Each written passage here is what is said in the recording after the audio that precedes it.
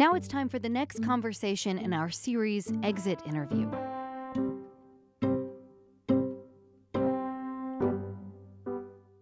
Here we are talking to former Phoenicians about why they left, why Phoenix couldn't keep them here. Phoenix, it's not cool to say you're from Phoenix. Like, I'm guilty of that too. Anybody that told me that they were born and raised in Phoenix and then they're in their 30s, I'm like, what are you doing here, Stephen? You should leave. I don't trust you at all. You are and have been for your entire life so entrenched in this place. What did it take to get you to move? What's that been like? Well, what it really took is a pandemic.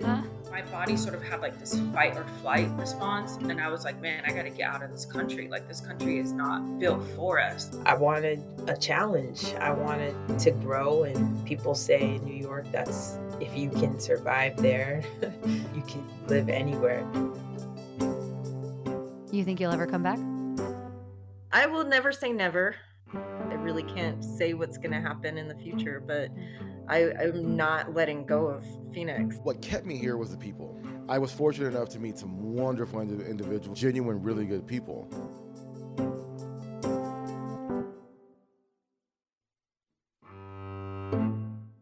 Today, meet Rachel Egboro.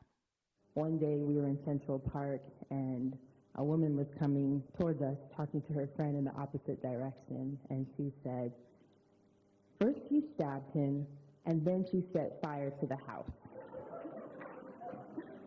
We both looked at each other like, what the hell? That's her on stage as part of The Whole Story, an all-black storytelling event that she founded in Phoenix in 2016. In New York, you never know who's going to cross your path. And I love that. As an eavesdropper, nosy person, people watcher, like that's the perfect city to do all of that. Egboro was born and raised in Phoenix, the daughter of Nigerian immigrants who came here for her father's degree at ASU. She told me she's always loved stories. She majored in English in college. Because I like to read and write and didn't know what I wanted to do with my life, so chose something I enjoyed. Then, as an adult here, she developed two sort of parallel careers, one in nonprofits and philanthropy, and another on storytelling stages across the valley. Arizona Storytellers, different open mics, and then started a show with my mentor, Dan Hole, called The Storyline. And for about a year in, 2014?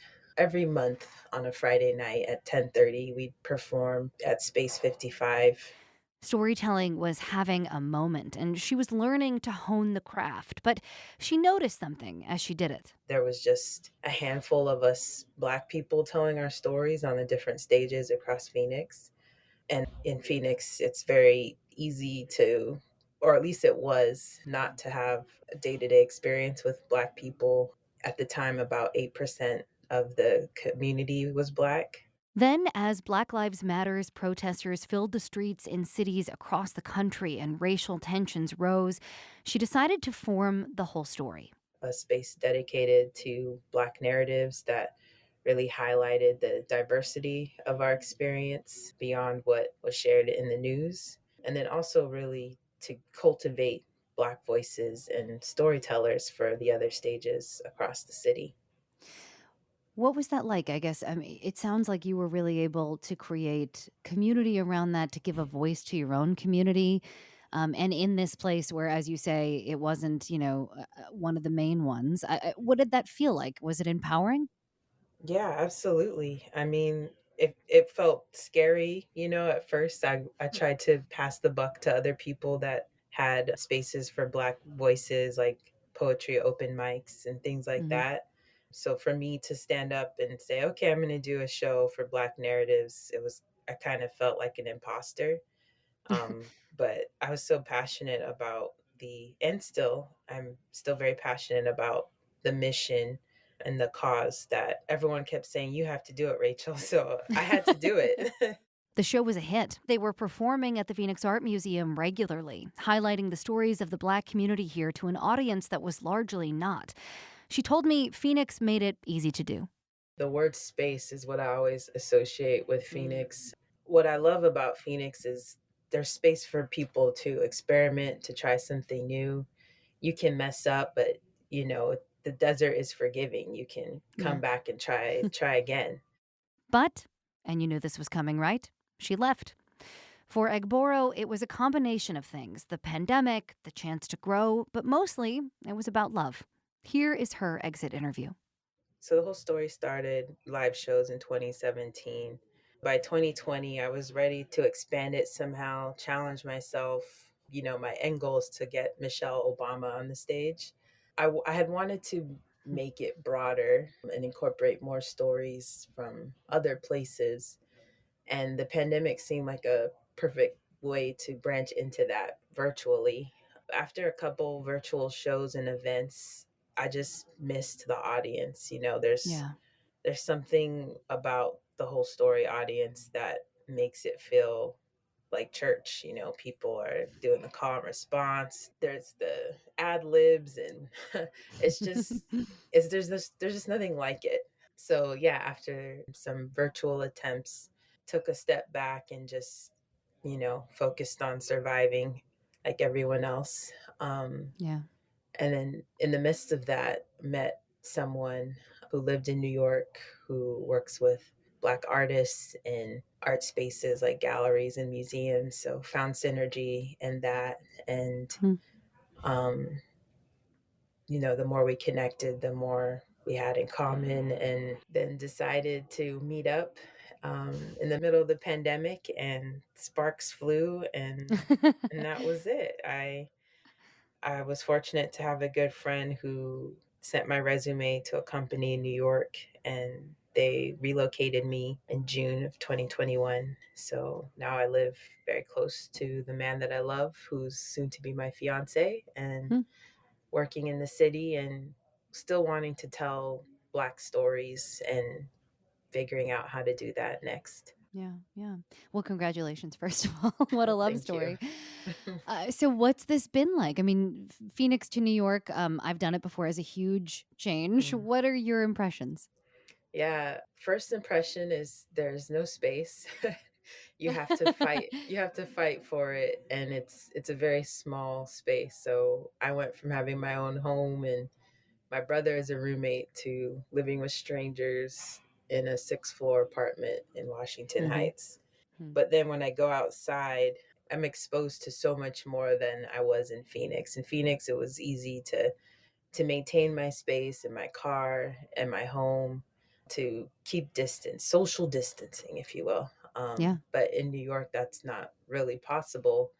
And so I can eavesdrop and listen in on conversations that would have to be at a coffee shop to listen to. I can hear them on the street. And yeah, it's just a whole new way of hearing and being exposed to stories that I haven't been before. So I'm loving it. Yeah, yeah.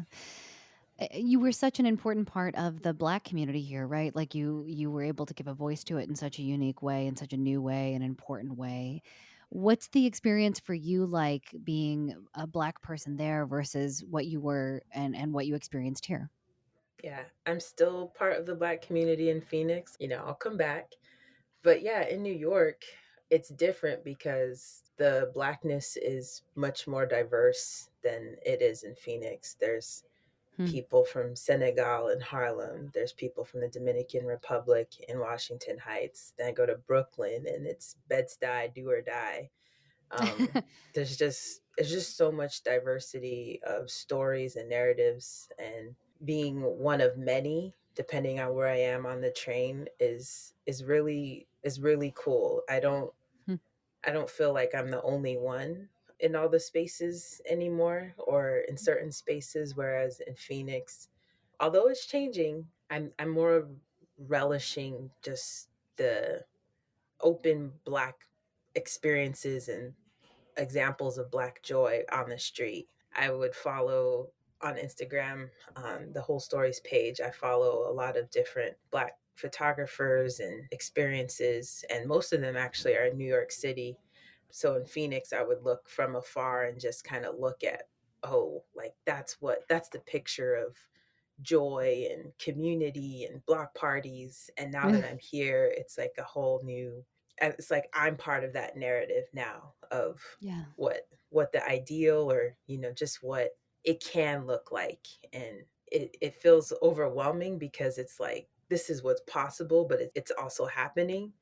Mhm. So then I look back at Phoenix and know like those things are happening there. There's plenty of entrepreneurs and things and meetups that are happening that people just don't really know about. Yeah. And so they look to New York, but I think, Phoenix has its own culture and vibe, and, the word will spread and it will become the ideal as well. That's really cool. Are there things you feel like are unfinished here that, since you've left, you feel like you want to, come back someday and finish? Do you feel like there are parts of it that you miss? Yeah, I mean, I think the funny thing about this show being called The Whole Story is you can never tell it all. Yeah. So you can never finish it. There's always stories to be told, whether it's me curating them or, someone that I can bring up after me. But I'll always want to join in and help celebrate all the stories that can be told. The thing that I probably miss the most is just someone said that in New York you can be comfortably anonymous, and Mm. people will say it turns into a small city, like when you run into a friend on the train or in the street.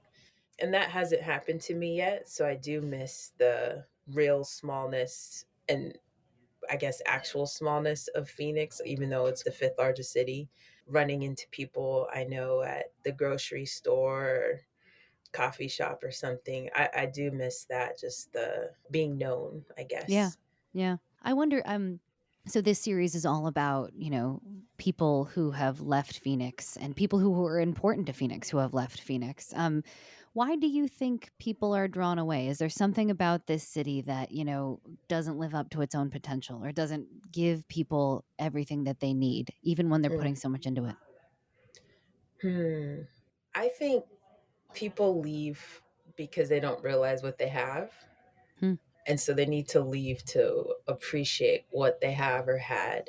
With Phoenix, what I love about it, along with its space, is it's still new, it's still being defined. Its potential is there. Anyone can come and shape it how they want. So for me, I left the valley knowing and loving Phoenix for all of those things. I know what I gave up. And so when I come back and being able to look out the window of the plane and seeing the skyline and the sky, the sun, the mountains, it's like, oh, the breath of fresh air, that space. Yeah. But I also went to New York because I wanted a challenge. I wanted to grow, and people say in New York, that's if you can survive there, put in your time, you could live anywhere. So I think going to New York was just my way of saying, all right, I've done my part and want to see how I can improve and grow and stretch myself so that when it's my turn again, I can just take things to the next level. Yeah. All right. Rachel Egboro, founder of The Whole Story, joining us today. Rachel, thank you so much for coming on and telling us your story. I really appreciate it, and best of luck in New York. Thank you so much.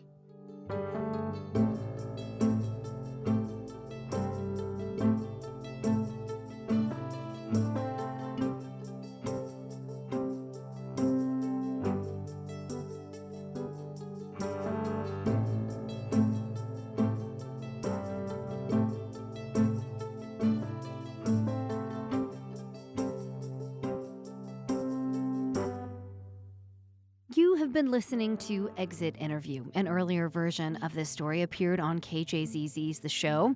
If you liked this episode, subscribe and leave us a rating wherever you get your podcasts. Exit Interview is a KJZZ original production. This episode was written, produced, and hosted by me, Lauren Gilger. It was co-produced by Nick Sanchez, and our executive producer is Amy Silverman. Until next time, thanks for listening.